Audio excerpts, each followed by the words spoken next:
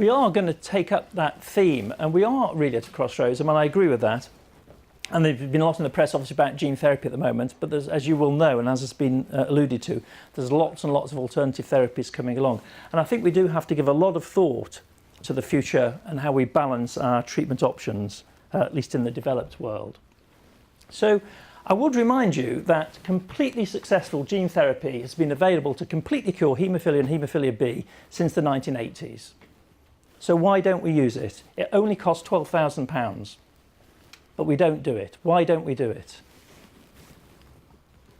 Well, of course, it was liver transplantation. So this is a report of 4 patients with haemophilia A who underwent liver transplants. One died during the operation. It says it was successful in the other 3, but then it says a bit later on one of them died. So in fact, 2 of them died. But the other 2 were completely cured and at completely normal levels of factor VIII. So there's completely successful gene therapy. The cost of liver transplant in the UK costs £12,000. And the reason it's not done is because hopefully now half the patients don't die, but because the risks aren't thought to be worth the benefits. Perhaps we should bear that in mind. So John, they were, what, 20 years ahead of you? Is that, or more? No, more, much more, 30 years. Okay, so what are the treatment options now and in the near future? Well, I don't think we should lose sight of the fact that standard factor is pretty good at the moment. I mean, we've used recombinant factor VIII since late 1980s, early 1990s, and recombinant factor IX, and nobody's got HIV, nobody's got hepatitis C, nobody's got new variant CJD, nobody's been exposed to plasma products. Okay, they're being injected every 2 days or every 3 days, but we've got kids now who I first saw when I was a new consultant who are now young adults with completely normal joints living a completely normal life. And I don't think we should lose sight of that because we're not in a bad place before we start. But the other things that are coming along are these extended half-life factors we've heard of, factor VIII mimetics, emicizumab, and there will be lots more of them. And of course, there's this issue that was touched on about rebalancing hemostasis, with things like fituran, concizumab, APC-serpine, and then gene therapy. So where does all that fit in? Well, extended half-life products, they really have made a fantastic difference to our haemophilia B patients. They reduce the frequency of injections, they allow us to maintain higher trough levels. You'll be aware that in the albumin fusion factor IX study, just to pick one, the trough levels were 20%. 20% with a once-a-week injection of 40 units per kilogram. And they show excellent efficacy. And most importantly, I think we can be very confident of the long-term safety of these extended half-life products. Indeed, no less a person than the great Professor Pasi said that this is from the Beyond study, it confirms the long-term safety and efficacy of recombinant factor IX in adults and adolescents, and importantly in paediatric subjects, with low annual bleeding rates, with giving doses every 1 or 2 weeks. Do we need anything else? That's pretty good, isn't it? There are other things coming along, of course. Factor VIII mimetics like emicizumab, we mentioned. The cartoon there is from the study Professor Aladort mentioned, the Lenting study. I think it's not too widely appreciated that emicizumab doesn't grab a 9A molecule and a 10 molecule. It binds 9 and 9A and 10A equally effectively. So it's true that it doesn't completely replicate factor VIII. But we took part in this study. I've got 2 very severely affected inhibitor patients who have been on emicizumab for over a year. It has completely transformed their lives. I mean, utterly and completely transformed their lives. They get a subcutaneous injection once a week. So now we're not talking about infusing factors into veins 2 or 3 times a week.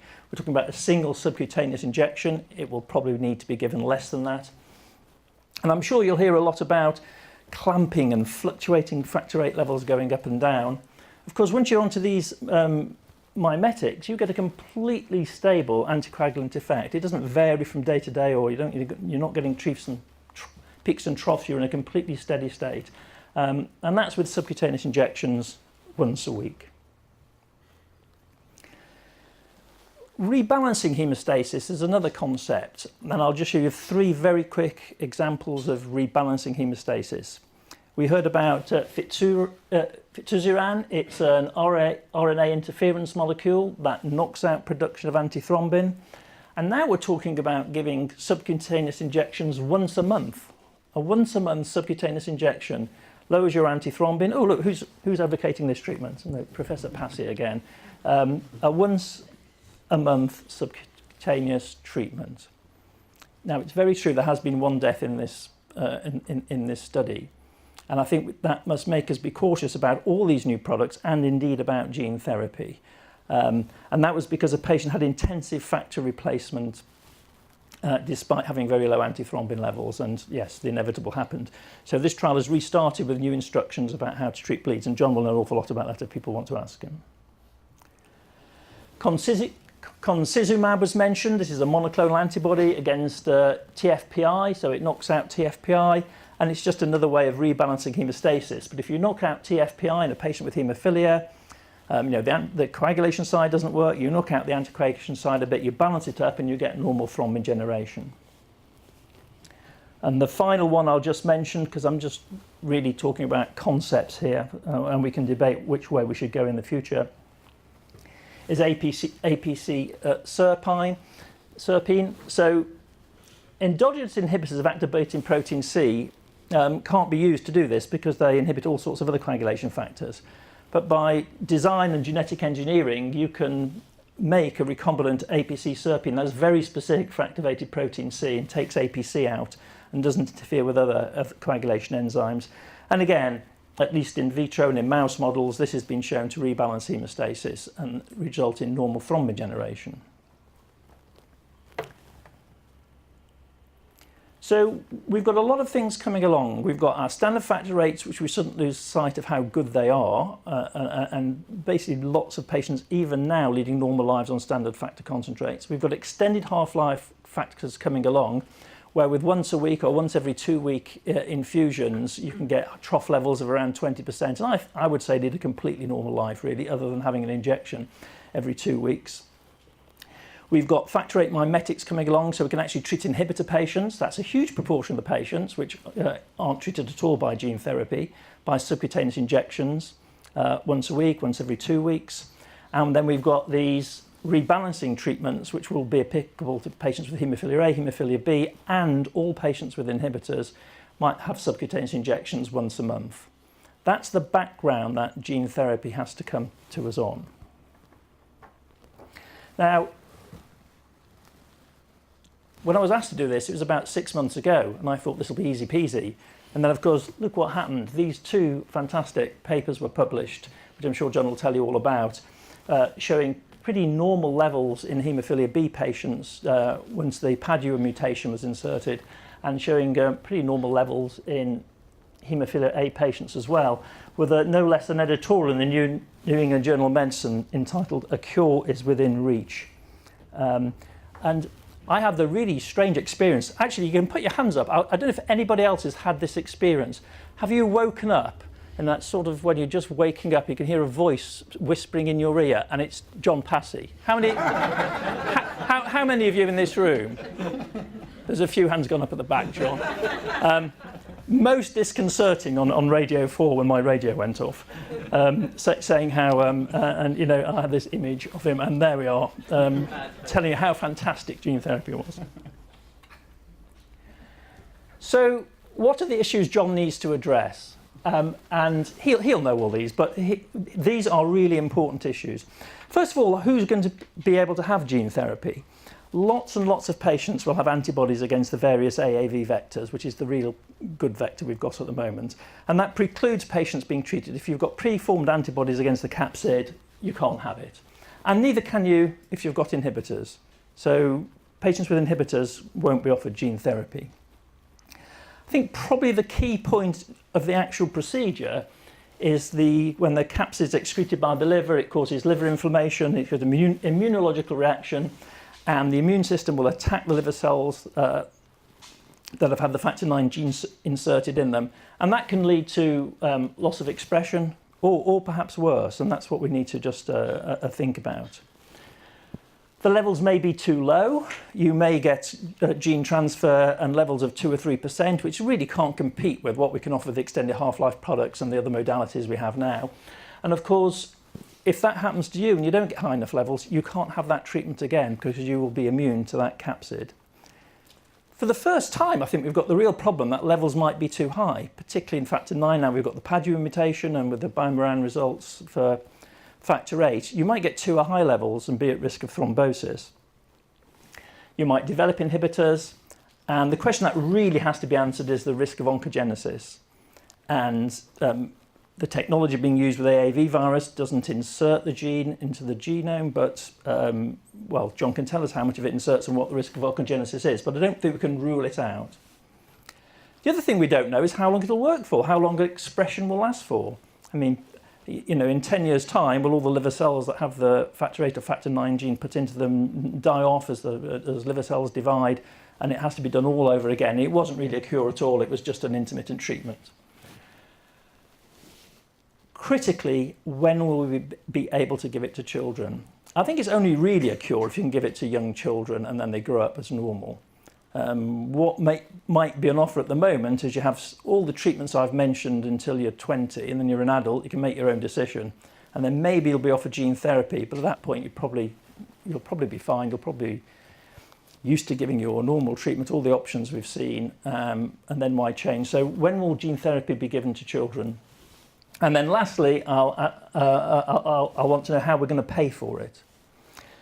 It's very difficult. I mean, the different healthcare systems all over the world, but suppose you're paying £100,000 a year for a patient who needs quite a lot of factor. Sure, over 10 years, that patient will cost you £1 million. Over 20 years, it'll cost you £2 million. And if someone comes along and says, I can give a single shot of gene therapy for £2 million, and over 20 years, you'll break even, and over 30 and 40 years, you'll save loads of money. But how do you find £2 million for every single patient up front? So how are we going to, what model are we going to use to deliver this treatment? And finally, should we pay for it? How much are these other treatments going to cost when they truly come to market? I mean, some technologies are intrinsically very expensive. But I think, for example, interfering RNAs could be cheap as chips. Suppose you have a subcutaneous injection which costs £5 a month and patients are having no bleeds. Why in the right mind would any healthcare system pay millions of pounds for a single patient to have gene therapy? I mean, it could be spent on much, much better things. I don't think we need to go into a philosophical argument about the developing world, but seriously, if they had enough money to pay for gene therapy, they should certainly be spending it on other things, not on gene therapy. And maybe we should as well. And at that point, I'll hand over to John. I think this whole issue about 70% of the world not being able to access treatments is absolutely critical when we think about this in the global scheme of things. And if we've got a treatment that can be used out there, then that means that these new treatments have huge potential to really, at a public health level, transform care. But as I say, I'm going to just focus on gene therapy today. Now, we've heard about all the developing treatments. We've heard from Lou through recombinant clotting factor programs. We've got our extended half-life treatments, which are now becoming very well established. And we've got our new investigational therapies, which we're really going to talk about, and we've heard about from David, the novel agents, and we've even got another generation of clotting factor concentrates with super extended half-lives potentially coming down the line. But we're going to talk about gene therapy, gene manipulation. This has always been the holy grail of haemophilia treatment. And in fact, it really goes back even to this dated slide here from 1994. Gene therapy cure for haemophilia may only be a few years away, say experts. So that's 1994. But gene therapy has been a very long and winding road. It really isn't completely there yet, but we're actually maybe getting towards the end. Why has it been so long and complicated? Because science is like a roller coaster. People thought it would be a nice linear path of development, proof of principle, extension of that principle, moving on to the next stage. But in actual fact, rather than a straight line, it's been up, down, inside out, and all over the place. And there have been setbacks, which when you look back with hindsight were going to be pretty obvious, but at the time didn't appear to be there. What we've seen, though, is a very slow progression. But I'd just like to set that in context with the progression of the mobile phone from 1994 to 2017, and how that's evolved, and gene therapy is still not quite there yet. But we have reached an era of optimism, whereas previously there wasn't so much optimism at all. So, where does gene therapy fit in today? Who is it going to be used for? And David has already posed the question, is it for children? Is it for somebody that's super active? Is it for anybody? Who are we going to use gene therapy for? But before we do that, I think we've just got to look at a few basic concepts. And what I'm going to do is just run through a little bit of the history of gene therapy and where we've got to and how we've got there before we actually start looking at these really important philosophical and scientific questions that David posed on the last slide.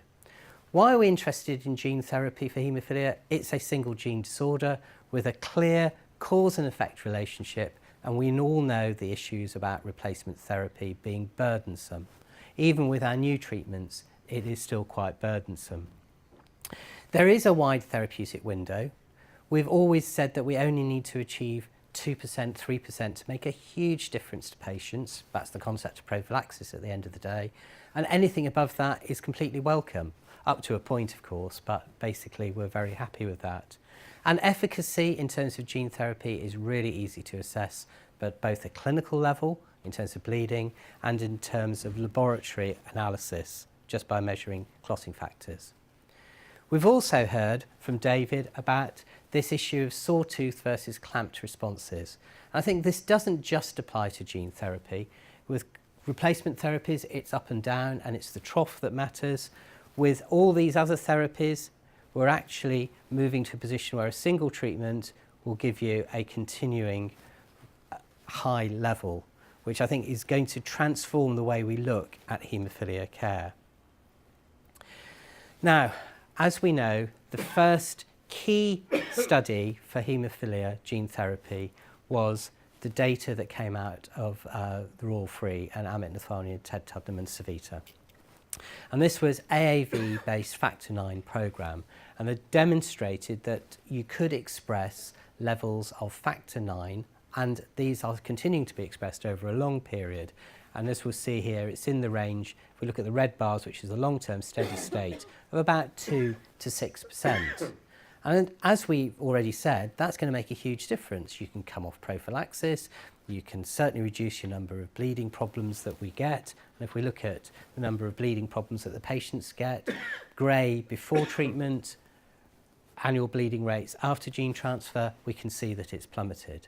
So this is really successful, and it's been very positive. And it was the first trial in gene therapy that actually delivered a result, because there were other attempts in the early 2000s, late 1990s, which were frankly abject failures. So that's good. Other people have moved on to look at other approaches. This is Unicure's data using AAV5 with factor IX. And again, they were able to demonstrate levels 2, 6%, not bad, at a higher dose, somewhere maybe between 3 and even 13, 14% continuing levels, which is actually really, really good. This is data that they published recently in Blood. So that's great. Again, going to make a big difference. There's only one patient there that it really didn't make a difference to. So that's really good.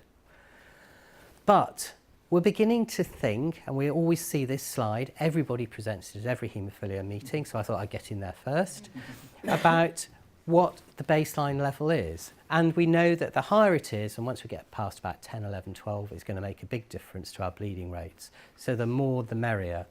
And these studies that I've just presented are much lower down. They're in this sort of range. Good, but yeah, maybe we could do a bit better. But actually, they do the job. But this did lead to people wanting to generate more factor IX in the factor IX studies, and hence the use of the Padua variant, which I'm sure you're all aware of, 8 times more active weight per weight than wild type factor IX. And the key data here was from the SPARC-Pfizer collaboration, demonstrating that with this cassette of the Padua variant in an AAV, that you could demonstrate actually really good levels of factor 9. So this is the data from the New England Journal from Lindsay George's paper, and essentially what you've got from the patients here is a level somewhere between 20 and 45% with a median of around 30. Now, that's way different, isn't it, from 2 to 6, or even going up with the AAV5 and the Unicure data, but this is really good. And this is going to make a huge difference to patients. There are a couple of patients in this study that got immune responses. So what we've got here on the top panel are the 2 patients that had elevated ALTs and evidence on the bottom, these are ELISpots, evidence of immune alpha interferon production on ELISpot to capsid, and we can see that they go up. They had to have a course of steroids. One of them, the factor VIII 9 level dropped fairly significantly, but still ran along at sort of about 15%. And the other one actually didn't seem to make much difference at all. But clearly, overall, really impressive results for haemophilia B. Now, haemophilia A, though, that's 6 times more common than haemophilia B, but we've always thought it's going to be way more difficult. We thought it's going to be more difficult because the biosynthetic expression of factor VIII is more problematic. There are B domain issues, there are repressive sequences, so we can delete the B domain. We can put in promoters, modify things, codon optimize it. We would have to do this because of the issues about poor expression. Factor VIII also was a big gene, 8.8 kilobases for the full-length mRNA, and the capacity of AAV only 4.9. So how are we going to get that in? So there's been a huge amount of work that was done in getting a form of factor VIII to get it in. And again, a lot of that work came out of UCL, who then were able to license the construct. So we've got issues about expression, we've got issues about size, and we also know that issues in haemophilia A that are not such an issue in haemophilia B, particularly inhibitors and immune response. And of course, this anxiety, which I just flagged up from the factor 9 studies about capsid-mediated cytotoxicity.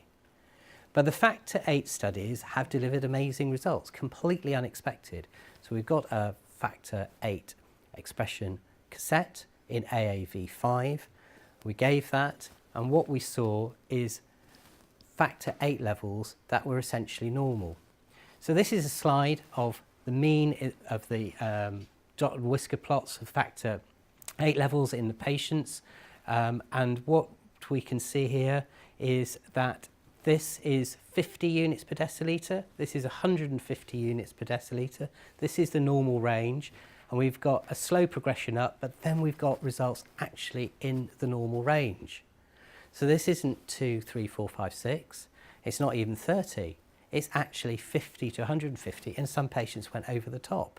And as we can see, over the 78-week period, they started to level down.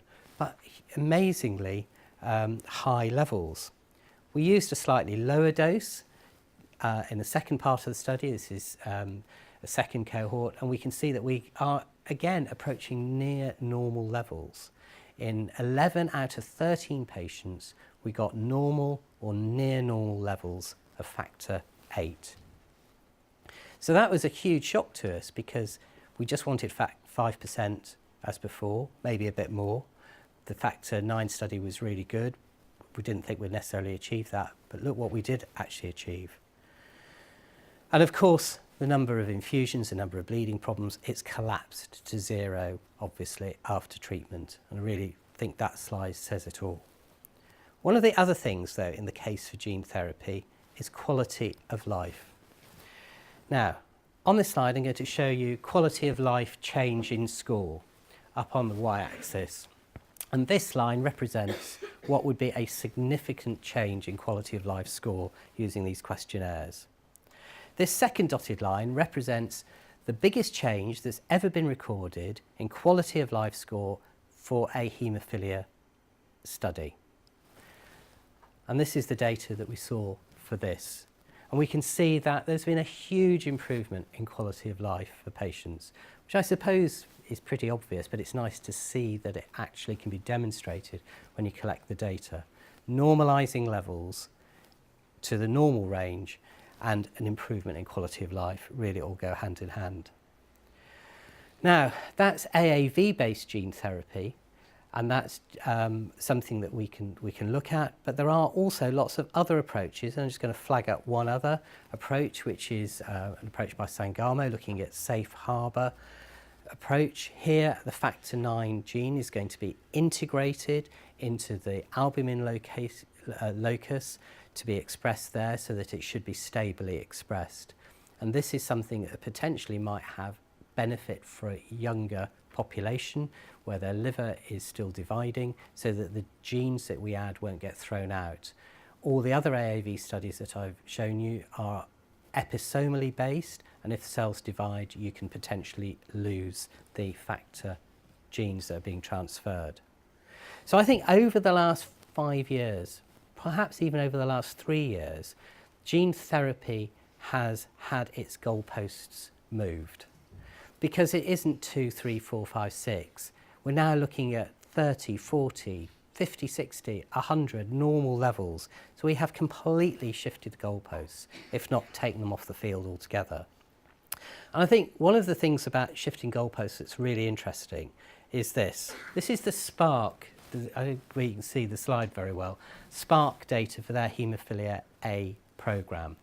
And they've got 4 patients here, factor 8 levels there. And this is an early part of the study. This isn't the definitive data at all. So it's just 2 patients in each cohort. And we've got levels here somewhere between 5 and 18 on average. And that's great. For haemophilia A, years ago, we'd have thought this is fantastic. The common haemophilia, the one that's problematic, the one that's got immune responses, all those sort of things. Absolutely fantastic results. That's what we would have said. This is what Wall Street said to it. I don't know where you can see it over here. This is the share price of SPARC. This is the day they presented the data at ASH. It fell 40%. So it's quite an interesting slide to see. It's a pity that you can't see it. Yeah. But here we have great data, and yet Wall Street feels that it's actually not necessarily appropriate data. But we have made huge strides in gene therapy, and we can get levels that really mean something. So can we do something for gene therapy now? Yes, we can. And we are making big strides forward. And every time a new trial comes out, there's new approaches, new data, it's even more encouraging and exciting. But as David said, we've got to think about safety. This has got to be the number one. These results in terms of efficacy are fantastic, but we've got to think about safety. We've got to think about immune response. There is a difference potentially between the different serotypes and in terms of immune response that we might see. But it is something that is not a resolved question yet. The other thing that David mentioned was oncogenesis. Now, we've only got a small number of patients in the haemophilia trials, but let's expand this and look at AAV trials in general and look at AAV as the vector. Gene therapy trials, AAV as a vector is about 7.5% of all the trials that have been done, more than 1,000 patients treated, and there are no problems that have been identified. There has been some animal data about genotoxicity, but it's been extremely hotly debated, and the majority opinion has trashed the idea that it's involved in it. But that clearly always will remain an open question. Integration events are rare. That's what you will hear. But just let's put this in context. When we give gene therapy, we're giving about 400 trillion viral particles to the average person. Integration events are 0.01%. So that's 40 billion integration events. So that's just a figure that I think is sobering. Then, of course, there's this, isn't there? The unknown unknowns. We've got unknown knowns, unknown knowns, known unknowns, and whatever, but it's the unknown unknowns which are all there. And these are the things that we can't answer yet, but we've got to keep a very open mind about it, and we've got to be very aware. So, what are the questions that might face us? Factor expression and efficacy. Now we can see that we can get good levels. What's actually enough? Do we want normal, or do we want 30% or 20%? What's enough? It's a philosophical question to some degree, but it's something that we never ever previously thought we'd have to start to think about, and I think we do now. David's mentioned pre-existing immunity. There is some variation amongst serotypes and potential eligibility to trials. That's an unresolved question and is really very important. The immune response I've touched on. There may be a difference between serotypes. There may be a difference between cassettes and so on. So we've got to address that. These are not completely resolved. The data is good, but it's not completely resolved. And then, of course, there's the known unknowns, which is long-term safety, as I've mentioned before, and the absolutely critical one, durability. Is this 2 years, 5 years, or a lifetime? We are optimistic that it's long-term, and I use long-term with a slightly degree of vagueness. But the haemophilia B studies, UCL St Jude's patients, we're looking now at almost 8 years and still expressing. Haemophilia dogs in gene therapy, the dogs died of old age rather than having lost expression. So we're optimistic, but we can't answer that until we follow it. And the only way to do it is to keep our eyes open. And of course, cost, money. The sophistication of the healthcare economy to be able to adapt to all these things is absolutely critical. Who are going to be offering gene therapy to first? How do we know who's the right person? All these things may come in: safety, personal choice, future options, other treatments that David's mentioned, cost, comorbidities, of course, and risk aversion, and risk that you're prepared to take as an individual. So I think that's really important. And the other thing that's so important for gene therapy is going to be treater bias. Some people are going to be pro it, some people are going to be neutral, and some people are just not going to like the idea. And that treater bias can affect the risk aversion balance for individuals and in centres. The one thing that we have to address, and it's already been touched on, is this. It is the elephant in the room that we've got to think about. And also we've got to think about when we're going to get these products around. If we look at EHLs, it took about 6-7 years before they became commercially licensed. What's it going to be like for gene therapy? Well, it may be about the same. So when are these things going to come down the line? Probably another 3 to 4 years from now. At least 5 years worth of safety before anybody's going to be happy. We are really optimistic about gene therapy, I think, now, and I think we've got a position that allows us to be optimistic, that it's there for the future and it's going to come on, because it promises all these things: reduce risk of breakthrough bleeding, lower treatment burden, so on, improve quality of life, all that stuff. And I think it's genuine now, as opposed to 1994 when it was just around the corner, but 23 years later, it probably is just around the corner. And if the New England Journal of Medicine is prepared to write an editorial about it, then that does actually say something, I think, that's important, because they are such sticklers for the use of judgmental phrases when you read articles there, and everything that's got any value attached to the word is removed from the manuscripts. So for them to write that cures within reach, I think actually is quite an accolade for the whole field in general.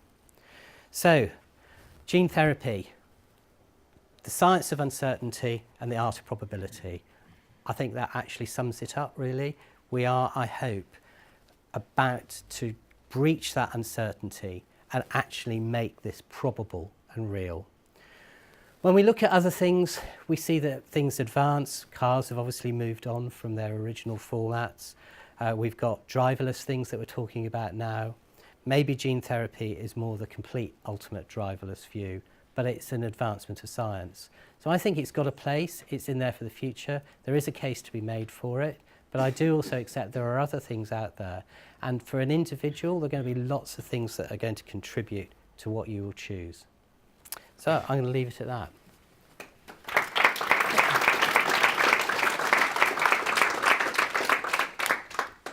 So there's a whole list there, and John addressed them, and I think these really are important debating issues. But I think we have to remember, not only for gene therapy, but for fitusiran and emicizumab, there have been deaths in both of those trials. we do have to remember that we're dealing with very small numbers of patients in these trials. So I just want to ask a general question to the audience. If no one answers, I'll ask my DESBA, so we better start listening. If there are no serious adverse events in 50 patients, 0%, that's fantastic, isn't it? What's the upper limit of the 95% confidence interval if there are no deaths in 50 patients? Who wants to tell me? You don't know, it's even better because you can guess. Tell me. Well, it's actually very, very easy to work out. I'm surprised most people don't know this. The upper limit, if the figure is 0 out of n, is 3 over n, pretty accurately, is 6%. So the fact that you can treat 50 patients and no one dies, it could mean 6% of patients are going to die with that treatment. And I think we have to realise what small numbers we're working at. Now, I'm not a gene therapy nihilist. In fact, one of my patients had gene therapy only yesterday. So I spent the last 2 weeks consenting him and going through the options and making sure he really wanted to do it. But this is what he had to sign on his consent form. There is also a chance that you could die as a result of participating in this study due to an unexpected reaction to the vector. You had to initial that and sign it. So I think John and I probably aren't in any disagreement at all, really. I think we do need to proceed with caution, and I think it's a very tricky time at this crossroads that Lou Alador mentioned to decide what the best way forward for individual patients is. Okay. Yeah, I think for a debate, we're both going to agree that we're in the same position, probably. But I think it's absolutely right. Lots of people say, where's treatment going to be in 5 years? 2025, what's the main product that's going to be out there? Is it going to be this bypassing therapy, that disruptive therapy? Is it going to be gene therapy? What is it going to be? My personal feeling is that we're going to see a patchwork quilt of different treatments out there for different people. And the question is how we're going to decide who goes on to what. But I don't think one treatment is going to come in and completely overwrite everything else. That's my view. Okay, so I think, yeah. David, have you got anything else that you want to say? So I think we're agreed. The debaters are agreed, actually. we will shake hands and call it a draw.